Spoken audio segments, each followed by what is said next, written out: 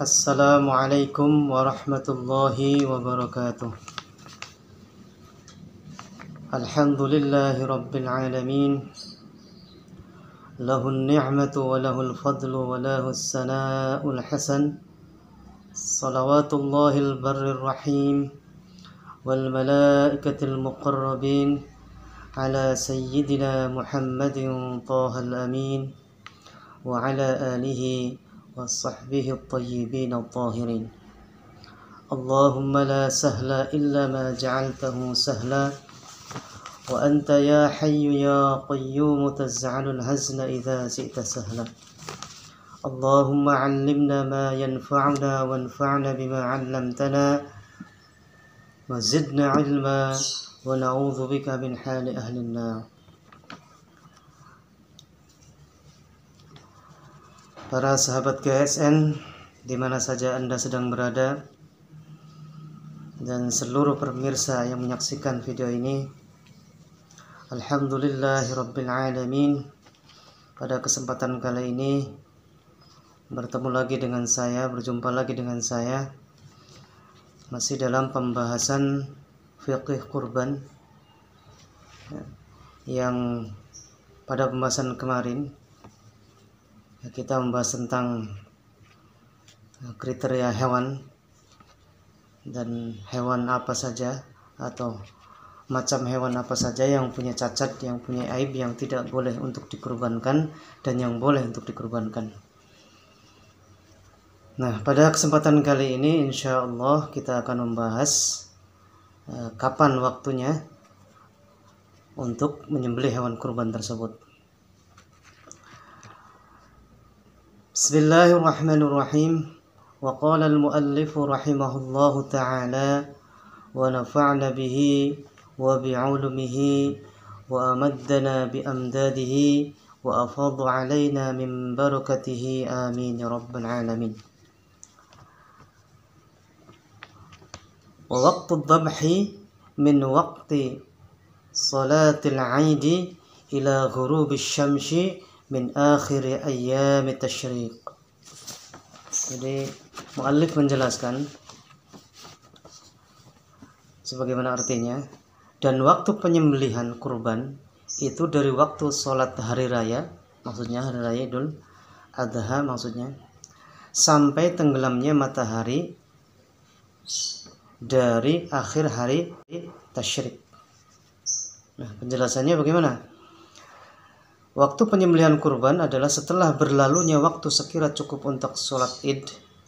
Ya, sholat id itu 2 rakaat dan 2 khutbah yang singkat. Nah, sekira-kira itu maksudnya, setelah subuh, setelah terbit fajar, setelah terbit matahari, sampai 2 rakaat sholat id yang singkat dan 2 khutbah. Itu awalnya sejak dari terbitnya matahari pada tanggal 10 Zulhijjah. Ini waktunya. Adapun penjelasan di kitab-kitab lain yang mutawalat, saya tidak akan membahasnya. Nah, ini berlaku untuk kurban yang dinazarkan dan juga yang tidak dinazarkan. Sebagaimana kita tahu, kurban itu ada kurban sunnah, ya. Ada kurban yang wajib, yakni kurban yang kurban yang wajib, kurban yang dinazarkan. Karena orang nazar, misalkan saya kalau sembuh dari sakit atau kalau anak saya lulus dari sekolah maka saya akan berkurban. Ini diantara contoh kurban nazar, maka ini wajib hukumnya, bukan sunnah lagi. Sebagaimana kita jelaskan pada pertemuan-pertemuan kita sebelumnya. Waktu penyembelihan kurban yang paling utama adalah diakhirkan sampai naiknya matahari sekitar 1 tombak dan berlalunya waktu untuk sholat 2 rakaat dan 2 khutbah. Ini waktu yang utama, yang afdol. Maksudnya agak siang dikit lah. Kemudian waktu penyembelihan kurban terus berlanjut, masih boleh artinya, sampai tenggelamnya matahari pada akhir hari tasyrik. Sebagaimana kita ketahui bahwa 10 Zulhijjah adalah hari Idul Adha. Kemudian 3 hari setelahnya adalah yaumit tasyrik atau hari tasyrik, yakni pada tanggal 11, 12 dan 13 Zulhijjah. Jadi beruntun itu 10, 11, 12, 13. Jadi 4 hari berturut-turut itu masih boleh untuk menyembelih hewan kurban. Nah, orang yang menyembelih sebelum masuk waktunya, artinya sebelum 10 Zulhijjah atau sebelum sholat Id misalkan malam-malam, atau setelah habis waktunya, maka sembelihan tersebut tidak disebut udhiyah atau tidak disebut kurban, karena sudah ditentukan waktunya dalam syarak. Nah, hal ini sebagaimana diriwayatkan dari Nabi Sallallahu Alaihi Wasallam bahwa beliau bersabda, Inna awwala ma nabda'u fi yaumina hadha an nusalliya thumma narji'a fananhara faman fa'ala dhalika faqad asaba sunnatana wa man nahara qabla as-salati fa innama huwa lahmun qaddamahu li ahlihi laisa min nuski fi syai'. Artinya sesungguhnya yang pertama kali kami lakukan pada hari raya Idul Adha ini adalah sholat. Kemudian kami pulang dan menyembelih kurban. Maka barang siapa mengerjakan seperti itu, berarti dia telah memenuhi sunnahku, ya, telah memenuhi sunnah kami. Dan barang siapa menyembelih kurban sebelum pelaksanaan sholat Id, maka itu hanyalah daging yang dipersembahkan untuk keluarganya dan tidak sedikit pun mendapatkan pahala ibadah kurban. Jadi hadis riwayat Al-Imam Al-Bukhari dan Muslim. Jadi seperti itu. Kalau seandainya ada seseorang menyembelih, niatnya menyembelih kurban, kemudian melaksanakannya malam hari, malam takbiran misalkan, atau melaksanakannya setelah tenggelamnya matahari di hari tasyrik yang terakhir, maksudnya tanggal 13, kemudian sudah tenggelam matahari, azan maghrib berarti, maka setelah azan maghrib kemudian dia menyembelih pada tanggal 13 Zulhijjah tersebut, yakni sudah lewat dari hari tasyrik, maka hal itu bukan dinamakan kurban. Ya, seandainya itu disembelih dengan baik, dengan benar, memenuhi hukum syara, maka dagingnya ya halal.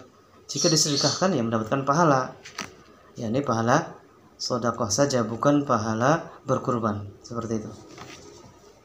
Karena sudah dijelaskan di mana waktunya kita untuk menyembelih hewan kurban tersebut. Nah, sekarang pertanyaannya, bagaimana kalau kurban yang nazar, kurban yang wajib, kemudian dia tidak sempat atau ada hal lain ya misalkan, maka tetap wajib untuk dilaksanakan. Artinya boleh setelah tanggal 13, maksudnya masuk dengan niat qada namanya. Qada karena sesuatu yang wajib. Itu ada salah satu penjelasan dari guru-guru kita seperti itu. Nah, mungkin demikian yang dapat saya sampaikan, yang dapat saya jelaskan mengenai tentang waktu penyembelihan hewan kurban.